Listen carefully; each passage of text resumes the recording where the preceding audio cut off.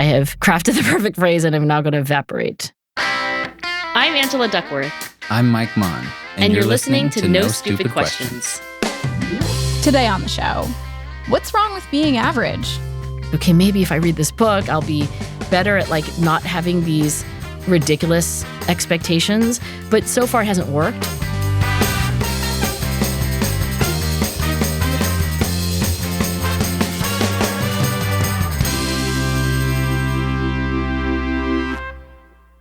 Okay, Angela, today we have an email from Ambika Nadkarni.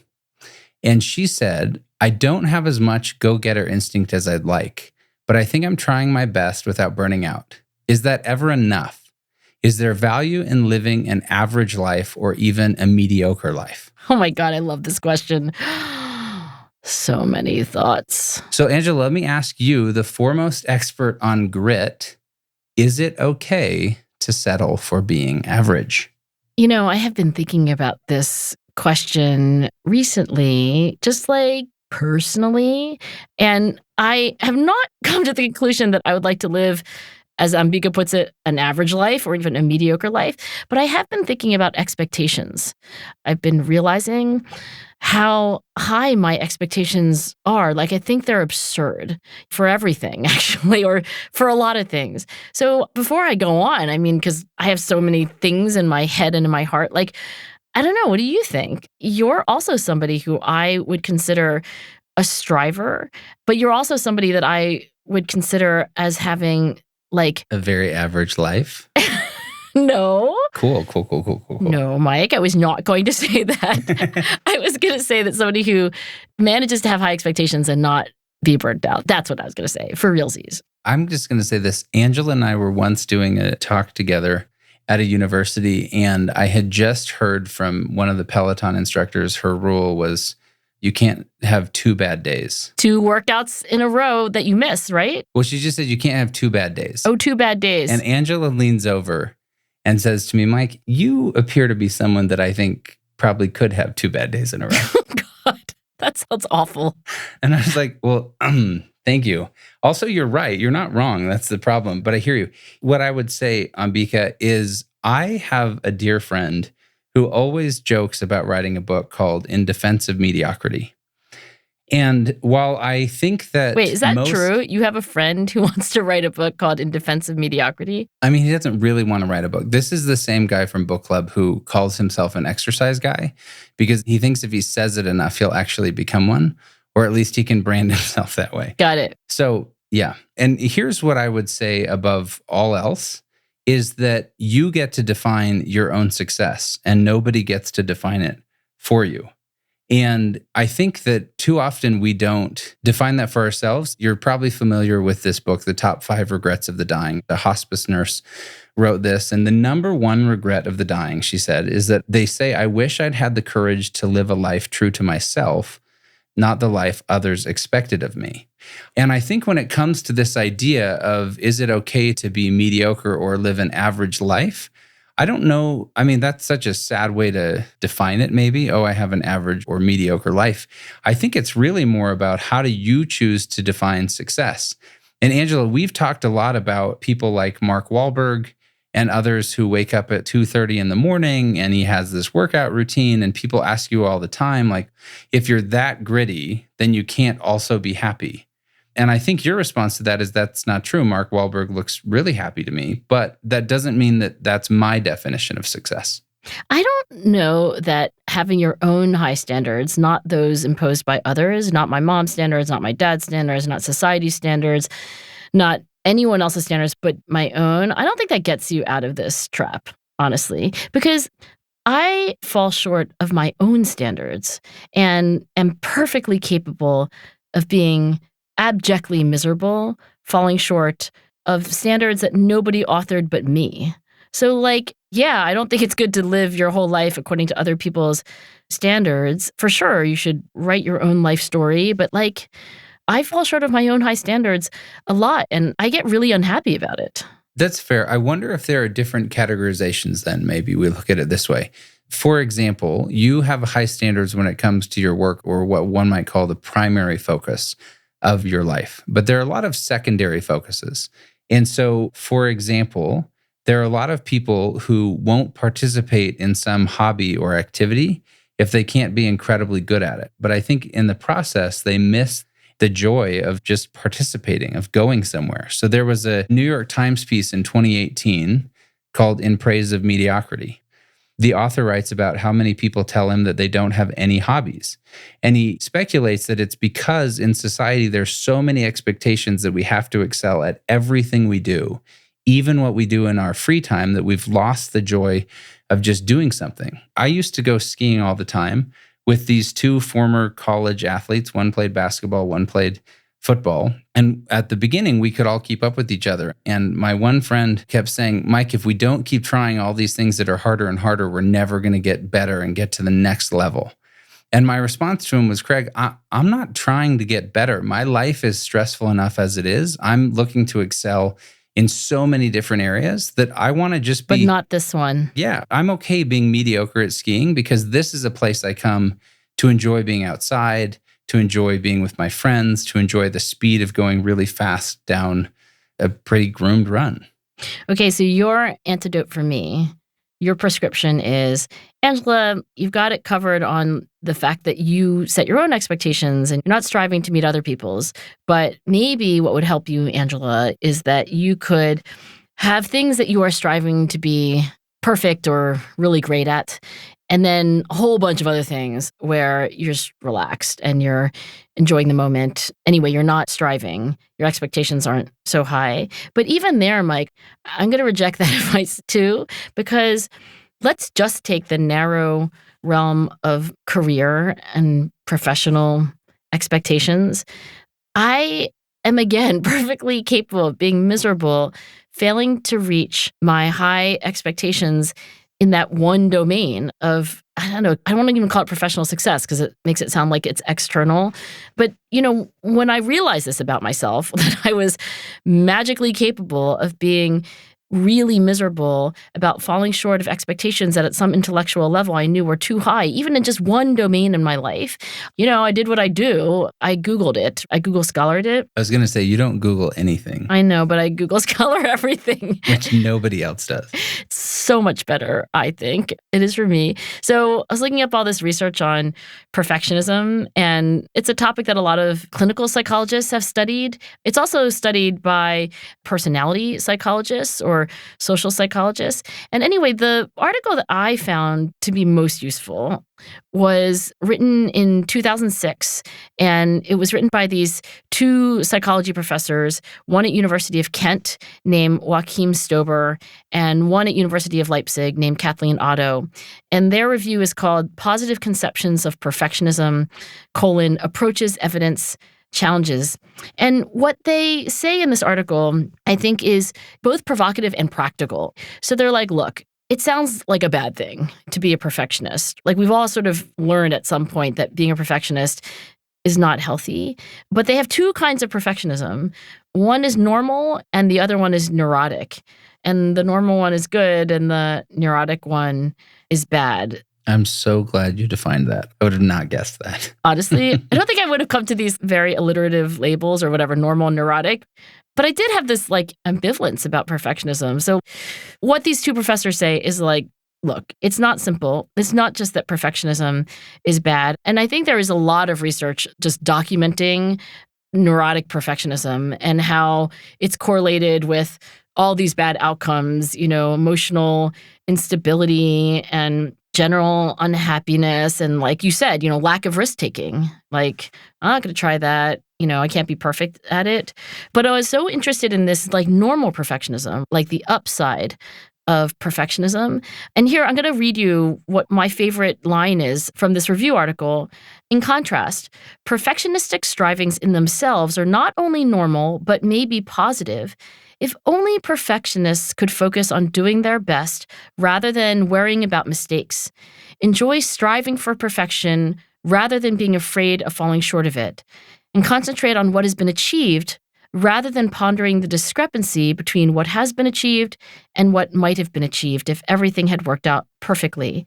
So I think what they're saying, and I want to know what you think of this, is that there is a positive side of perfectionism or a positive form of perfectionism where you set really high expectations. There is an unhealthy, neurotic, negative side of perfectionism, and that is worrying about mistakes, being afraid of falling short of those high expectations and like dwelling, ruminating even on this gap between what you wanted to do and what you did. Like, is this Pollyanna? Or maybe this is you. You know, I told you, like, I think you have high expectations, but you don't seem to me to be a neurotic perfectionist.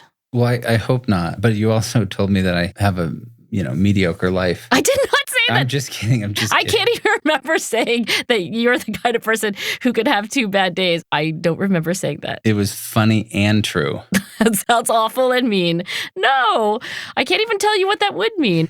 Anyway, I rescind that. And I guess I'm sorry for that. Don't rescind it. It's true. That sounds terrible. That's the best part. Here's my reaction to that on normal perfectionism versus neurotic.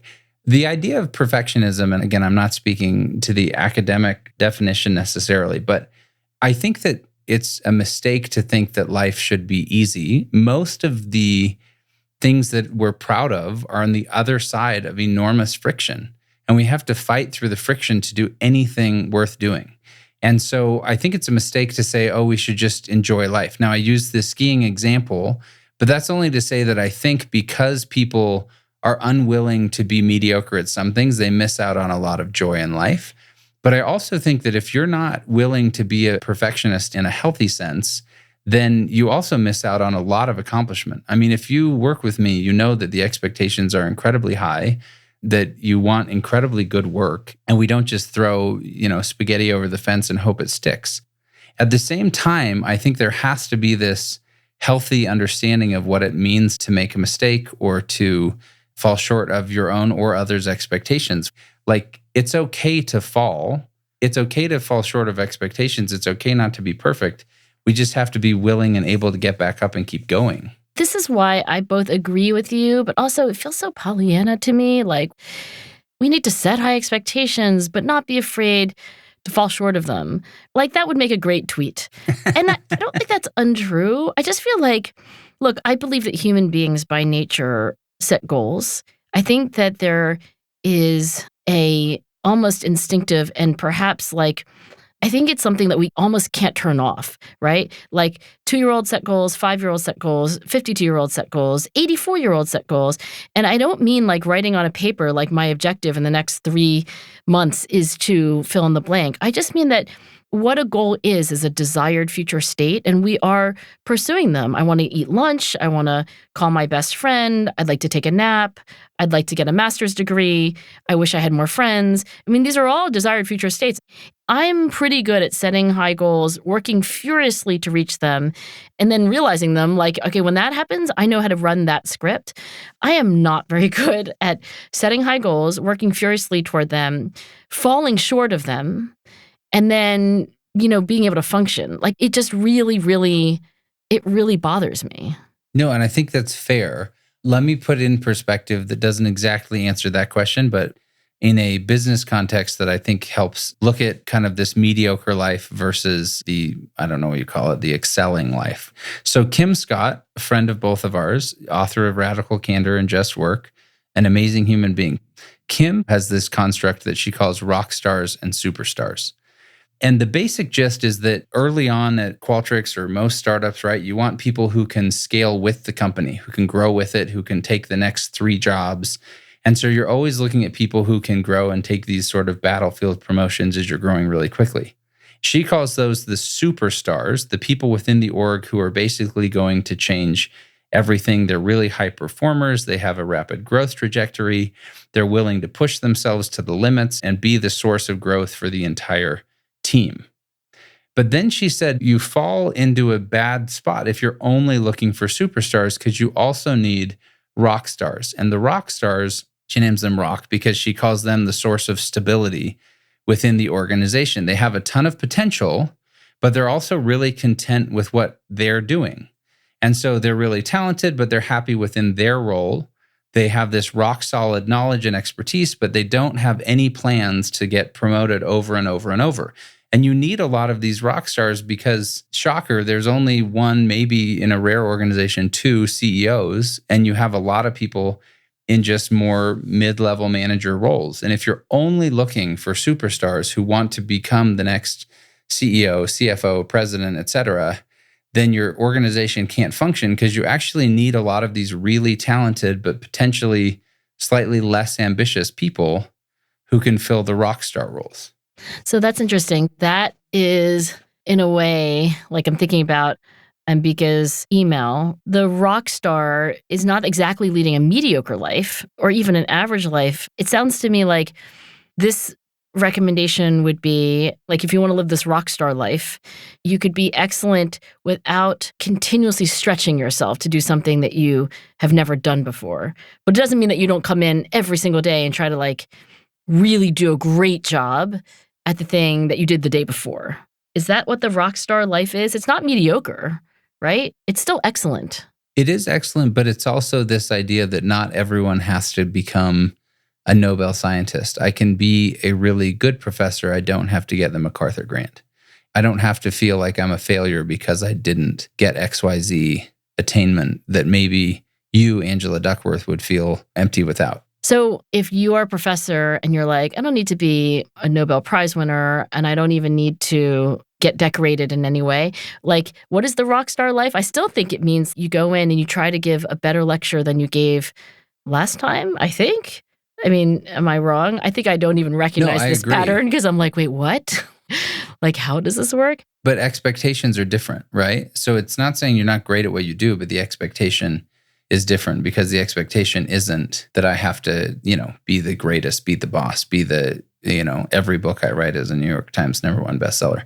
There's this woman, Marjorie Hinckley, that I loved. She always said the key to a happy life is low expectations, which I know you'll fight against, but it's that idea. You know how many people have said that, by the way? I was Googling the other day. Probably everybody, fair. I was Googling for like almost everything in psychology has been said by William James before it was shown to be true in rigorous random assignment studies. Like William James, who at the turn of the 20th century, I think was the chair of psychology at Harvard, kind of said everything. It's like Walt Whitman. Yes. But this phrase, which I could not find William James saying, but so many people said it, I think because it's true.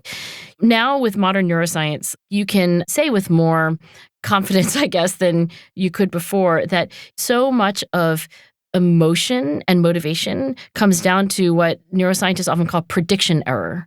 And the prediction error is exactly the gap between expectations and reality or perceived reality. So you could have a positive prediction error, like, oh my gosh, that was better than I thought. Like you could watch season 3 of Ted Lasso and say, season 1 was so good and season 2 was so good that, I don't know, maybe season 3 could be this good. And you have this in your head. And a positive prediction error would be how I'm experiencing season 3, which is like, you are blowing my mind. You are giving me meaning and solace and companionship. And God is going to get back together with and actually they did. Yay! No, spoiler alert. Oh, I know. Total spoiler alert.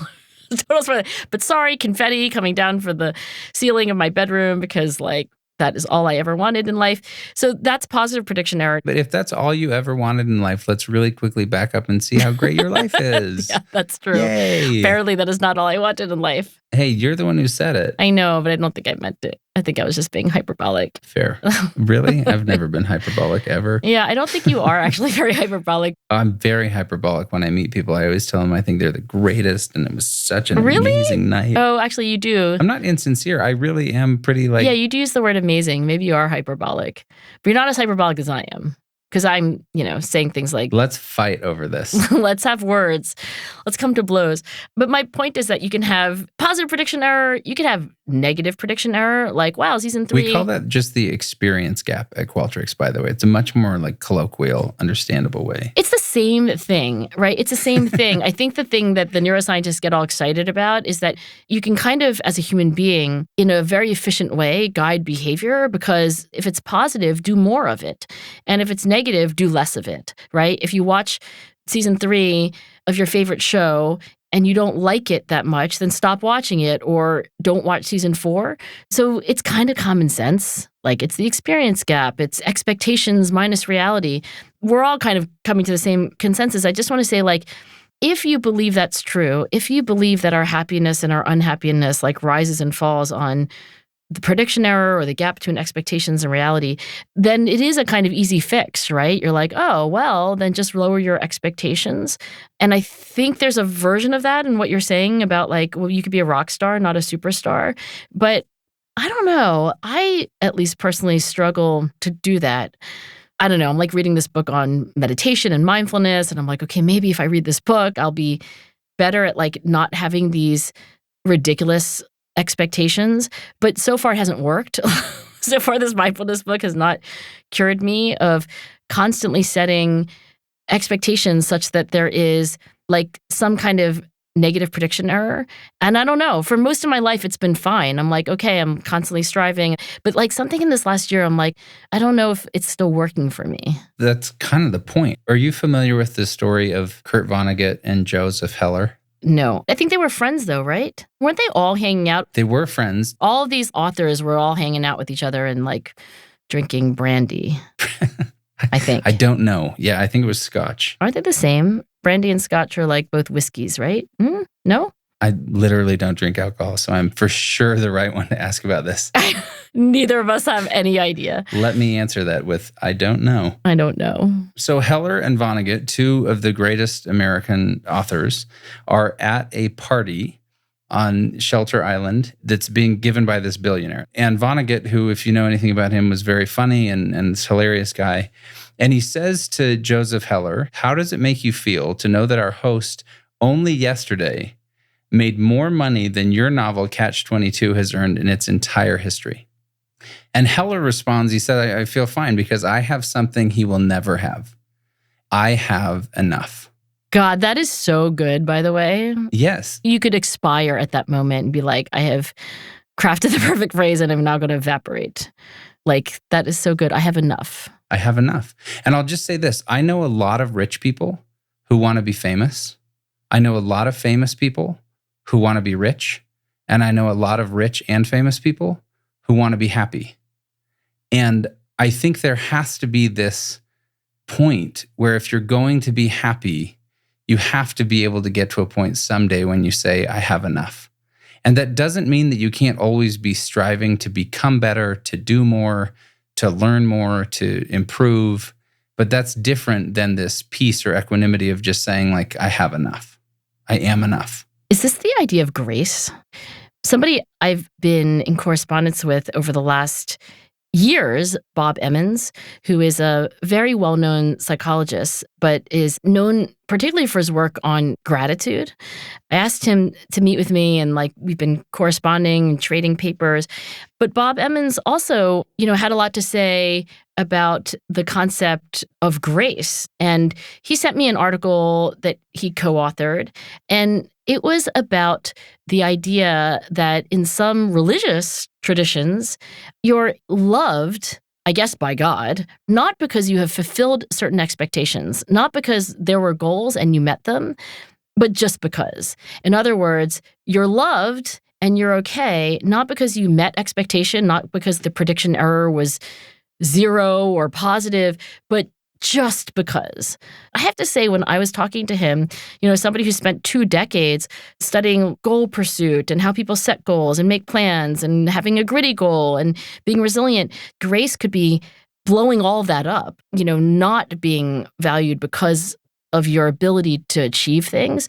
I mean, the last thing I emailed Bob was like, I need to go and think about this really hard because it's blowing my mind. Still to come on No Stupid Questions. Are mediocrity and excellence mutually exclusive? Can I be content with being mediocre in some things while being a very ambitious striver?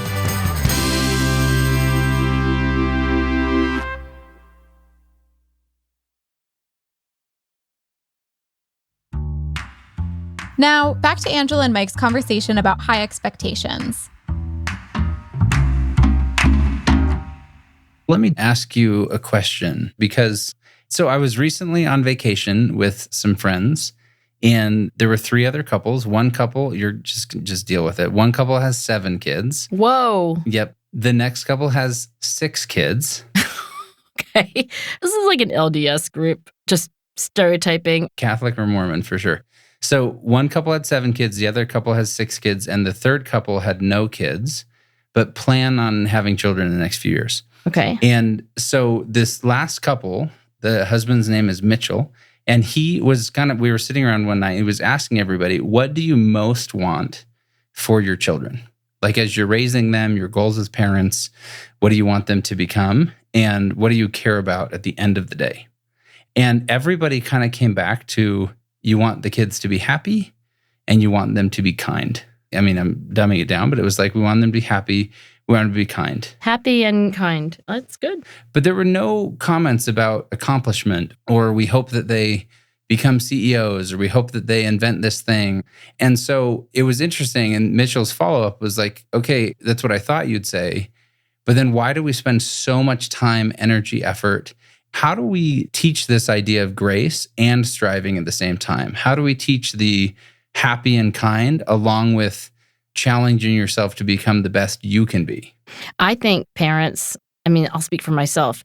I think I would give some version of like, I want Amanda and Lucy to be, it would be hard for me to rank order them. Probably kind first, happy second, but on another day I might say happy first, kind next. But I would be lying if I didn't say that, my value of excellence is something that I hope that they also live out. Like, I would be lying if I said, I don't care if they achieve excellence in their lives. I do. It's just not the first most important thing. It's definitely not the second. Maybe it's not even the third. But like, how do I raise these 2 now young women to both feel like some sense of unconditional acceptance, but also a sense of striving? I think that goes right to the heart of this very, very difficult question. Like, how do we strive for perfection and not be perfectionists? Like, how do we seek excellence without being so fragile in our failures? Like, I don't know, but I do think it's possible. And I think this last year where I've been like reckoning with this, as a psychologist, like reading about it, and also personally, like thinking about it, feeling about it. I don't know, but I do think it's possible. When I look at these graphs of life satisfaction and grit, and there's a diagonal line, it's like the higher your grit score, the higher your life satisfaction score. So these have to be mutually compatible, like they're going hand in hand, not against each other. It has to be possible to live that life of ambition and striving and high expectations, and also to feel happy and satisfied and accepted. You have to come to some peace with pursuing goals that you will never achieve. I think you want to be at peace with the fact that you can achieve the goals. I don't know that I love the concept of goals you can never achieve. You don't like that? People say that all the time. You've heard that before. Well, it's interesting. So I was recently, about a year ago, just by random whatever, with Michelle Obama, and somebody was asking her basically the old trite cliche question, journey or destination. And, the old axiom is, it's about the journey, not the destination. And it was so interesting because she had kind of a really like visceral reaction to that. And she said, no, it's not journey or destination. It has to be both. Because yes, it's about the journey. It's about everything you learn along the way. It's about the people that you meet. It's about the experiences that you have. But with no destination, you're not even striving toward anything. And so it has to be about both. You have to have some endpoint that you're going for. I guess you could say a goal you never achieve. Maybe if they hadn't won the White House, they're still glad they had the journey. But going back to something we talked about recently with Mount Kilimanjaro, for example, the journey was amazing for me. The months leading up to it, every hike I went on, being out in nature, getting my body physically there, my mind there, experiencing something with my friends. But I still wanted to hit the top. I still wanted to achieve the goal. And I think it's such a misnomer in life to have this idea of journey or destination. I think the destination is so much of what gets you there. So you're rejecting the question, is success a journey or a destination? I do reject it because I think that without the goal, and I know I'm arguing out of both sides of my mouth. Here's what I think with all of this. I think that it's very possible to hold 2 conflicting things in your hands, in your mind, in your soul at the same time. Can I be content with being mediocre in some things while being a very ambitious striver? Yes. And so many people never get started on something new because they don't have the courage to be bad at something. But when you first started the journey of writing papers in great academic journals, you were not as good as you are today, but you didn't not do it just because you weren't great at it yet. And too often people are afraid to look dumb.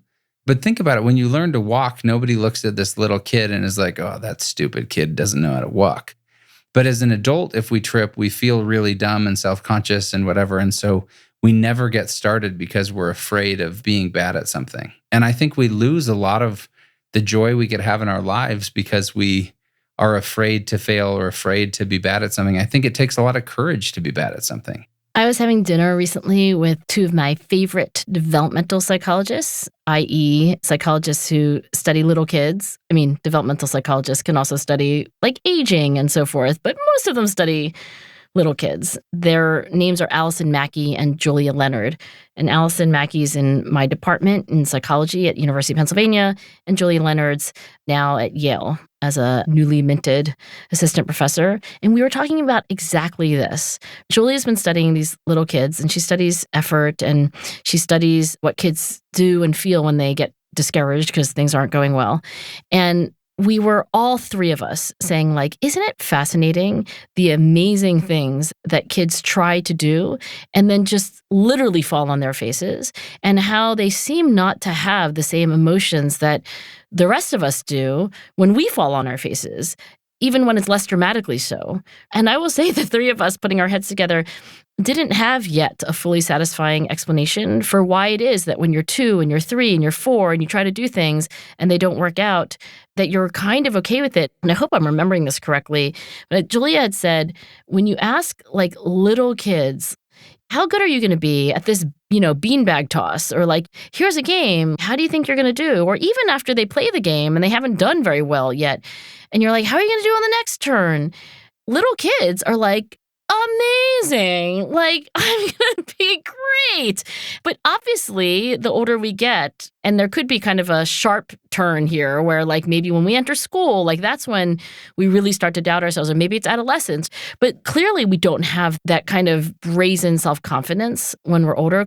It would be also silly to not have negative emotions when we have failure, because then we wouldn't learn from them, et cetera, or we wouldn't learn from mistakes. But I think being able to set goals, have negative prediction error, and have that be okay, or at least not prevent you from setting the next ambitious goal and even being happy pursuing it, I think that would be great, but I think it's not straightforward.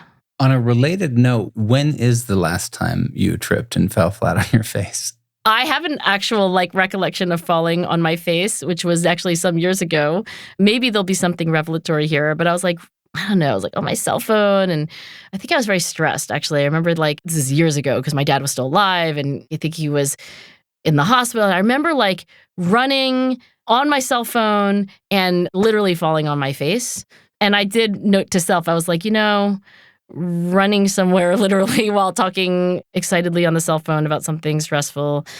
Note to self, don't do that if you can help it. Don't do that. Minus that is literally how you keep in touch with your friends. Oh, sorry, not running, not like with running shoes on, like hurrying from place to place. I was hurrying from point A to point B, but not in running shoes. I was just going from appointment to appointment with my cell phone on, which was not good. Understood. And fair point. Angela, I would like to read to you part of my favorite fake news article ever written. Oh gosh, you know what happens with fake news, which is that people remember it as real news and then it lives on forever. But with that caveat, go ahead. Yeah, go ahead. Have you heard of The Onion? I have heard of The Onion. Is it still around? I love The Onion. I believe so. The Onion is literally fake news, but it's hilarious and it's done really, really well. But this was printed 10 years ago, and I've never forgotten it. So the headline, unambitious loser with happy, fulfilling life still lives in hometown.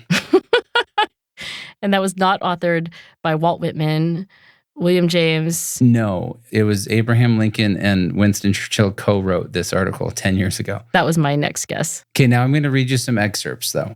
Longtime acquaintances confirmed to reporters this week that local man Michael Husmer, an unambitious 29-year-old loser who leads an enjoyable and fulfilling life, still lives in his hometown with no desire to leave.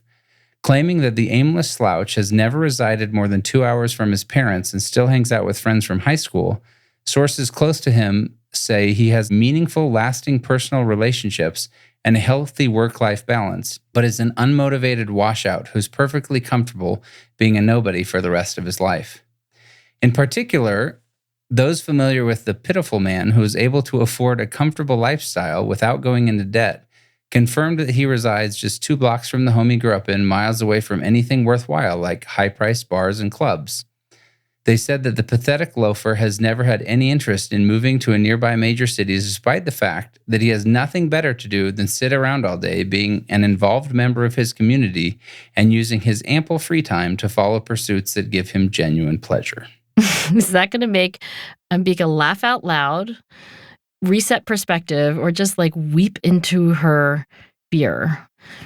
I'm not sure which of those 3 things are true for me listening to it, but it is funny. It's so perspective giving, right? I mean, I'm going to read you just one more paragraph. Former classmates also confirmed that the underachiever is apparently resigned to going to his little small-time, stable, extremely fulfilling job in a town each day and has zero ambition to leave his position and pursue a more prestigious and soul-crushing career path in a real city where he is climbing the corporate ladder and impressing complete strangers with a job title. Is that the last line of the article? No, it keeps going. But I think it puts into perspective. I actually posted this on my social media accounts 10 years ago, and my cousin wrote back, and he's like, that's literally me. And everyone else in my family has, moved away and gone to prestigious schools and gone into enormous amounts of debt to go to those schools and all these things. And my cousin's like, yeah, I still live in my hometown. Is he happy? I'm incredibly happy. I have an amazing spouse, amazing children, and I'm super fulfilled. And I don't worry about impressing people with my job title or, in the words of this, pursuing a more prestigious and soul-crushing career in a, quote, real city. And so in that sense, I don't know, mediocrity can sound pretty awesome because, again, I know you didn't love it, but you get to define your own success. And if success to you is happy family, good kids, doing meaningful things and having time to them. I have one friend, and I'd be curious your thoughts on this, one friend from grad school. At our 10-year reunion, he said his goal in life is to work as little as possible while still doing his job well because he wants to enjoy his life and work isn't his life. Well, I have a visceral reaction to that. I know you do. Thought I'd just spike you up here at the end. We've covered a lot of ground, right? Like unconditional positive regard and the idea of grace as, in a way, like the antithesis of striving toward any goal. We've talked about how striving for goals is part of human nature and we do it at any age. We talked about how little kids seem to be okay with striving for goals and then not achieving them in a way that maybe we unlearn as we get older. Mike, this conversation makes me wonder what listeners of this show have to say about their own expectations. If you are a perfectionist, or if you consider yourself the opposite, are you feeling like you would fall into the category of embracing mediocrity?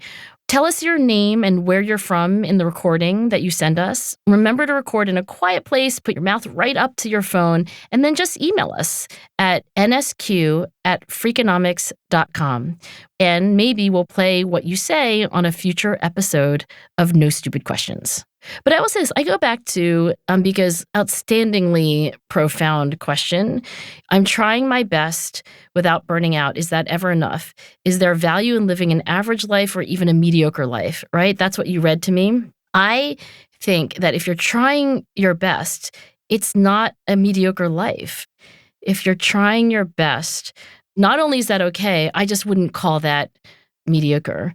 And I'm not going to pretend to have tied up in a bow like all these thoughts that we had, but I, for one, I'm going to be thinking about this question for a very long time. But the one thing I will say today that I feel conviction about is that the word mediocre does not do justice to the kind of striving and perspective that Ambika talks about. Amen. Ambika, my only other last advice is don't have 2 bad days in a row. This This episode of No Stupid Questions was produced by me, Catherine Moncure, with help from our production associate, Lyric Bowditch. And now, here's a fact check of today's conversation. In the first half of the episode, Mike says that Mark Wahlberg wakes up at 2:30 a.m. In 2018, Wahlberg described a morning routine that started at 2:30. But in the years since, he's relaxed and now allows himself to sleep until 3:30 or 4 a.m., according to a 2022 interview with the Wall Street Journal. Then, Angela says William James was the chair of Harvard's psychology department. James pioneered the study of psychology and taught the first formal course on it at Harvard in 1875 within the philosophy department. But psychology didn't become an independent department at Harvard until 1934, more than 20 years after James's death. Finally, Angela asks if brandy and scotch are both whiskeys. Brandy is not a whiskey. It's a spirit made from distilled wine or other fermented fruits. Scotch is a whiskey that is produced and bottled in Scotland. Before we wrap today's show, let's hear some of your thoughts about last week's episode on scams. About a year ago, I got scammed because I bought something online. Basically, I found a really cheap little mini sauna, and I was just like, oh my God, it's so cheap. I'm even going to buy one for my neighbor. And I bought 2 of them, and they never arrived. And I tried to write to the place that I'd bought them, and they kept replying, oh, it's on the way. And it never was. I always thought those who succumbed to scams were terribly gullible and viewed myself as savvy and not someone who would ever fall for something like that, until it happened to me. A good friend of mine, who's in his late 70s, often travels to Europe, and he had sent a text saying that he was having trouble with his computer in a hotel in Europe and had promised his granddaughter that he would get her a gift certificate on her birthday, which was today, and there were only a few hours left, so asked if I could help. He needed to send her a $200 gift certificate. Of course, I was perfectly happy to help and proceeded to try to get the gift certificate. Several different sites as I went through the process. At the very end, simply refused to finalize it with no apparent reason. And every step of the way, he was totally articulate, totally in keeping with what I knew of him. It was very, very believable. I finally managed to get the gift certificate. And then the scammer asked for more. And that's when I said, whoa, what's going on here? And realized that I was being scammed. American Express did get a refund for me, so I wasn't out any money. I was, of course, terribly embarrassed by the whole thing. This is Denise from Washington State. Just a couple of weeks ago, I received a call from somebody saying they're from my bank. The person who said they were my bank said, okay, I just sent you a text about a Zelle transaction. So I want you to look at it and tell me if that was you. And I said, oh, no, that's not me. And he's like, okay, so we're flagging that because it looked like it came from Florida and, yada, yada, and sounding very legit. So going through the call, there's like little red flags that kind of popped up now and then, but I didn't really listen to them because this person was very good at what they were doing. There was one point, though, where I got suspicious and I said, wait a minute, so how do I know that you are my bank? And he said, well, okay, so look at your debit card. Look at the phone number on the back of your card. Now look at the number that is on your caller ID. And it matched up. So when I talked to my actual bank later, they said, yes, these scammers can clone our phone number. So that was part of how I was duped into giving them my login information and my PIN. The day after this phone call, there was a notification from the bank saying most of the money that had been in my savings account had been transferred out to some other account. And hopefully somebody learns from my example and always question or just call your bank back if you have a doubt. That was, respectively, Michael Rexon, Mike Dornbrook, and Denise Rutter-Lang. Thanks so much to them and to everyone who sent us their thoughts. And remember, we'd still love to hear about your relationship to mediocrity. Send a voice memo to nsq@freakonomics.com. Let us know your name and whether you'd like to remain anonymous. You might hear your voice on the show. Coming up next week on No Stupid Questions, Angela and Mike discuss regret. There's this oh my gosh, I did this thing. You're gutted because you feel bad. That's next week on No Stupid Questions.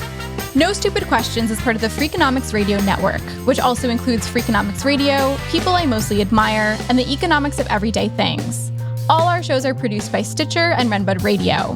This episode was mixed by Eleanor Osborne, and we had research help from Daniel Moritz-Rabson. Our theme song was composed by Luis Guerra. If you'd like to listen to the show ad-free, subscribe to Stitcher Premium. You can follow us on Twitter at NSQ_show and on Facebook at NSQ Show. If you have a question for a future episode, please email it to nsq@freakonomics.com. To learn more or to read episode transcripts, visit freakonomics.com/NSQ. Thanks for listening.